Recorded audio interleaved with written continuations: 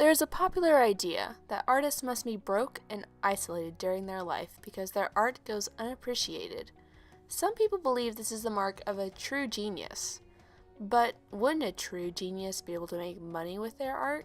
There are two main ways an artist can make money: through patronage, when a person requests something specific to be created, and commercially.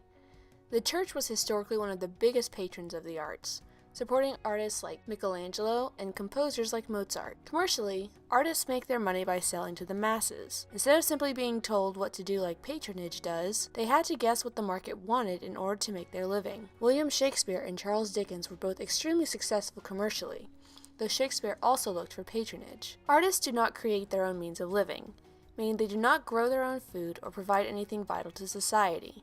In order to survive, they must create something others would be willing to pay for. Sometimes this means sacrificing the artistic genius, and sometimes it means triggering it. This is true for both patronage and producing for the masses. Artists are rarely completely isolated when coming up with their masterpieces. Of course there are exceptions, but most of the time there is some sort of feedback coming in, whether from consumers or from fellow artists. For example, many paintings originally thought to be done by the artist Rubens were actually done by him and many of his students. In modern day, movies are a great example of this. There's never just one person behind the making of a movie.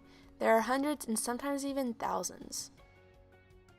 A true genius isn't someone who hides in an attic their whole life, creating masterpieces until they starve to death. A true genius is someone who knows how to create something non-essential and trade it in return for a means to live.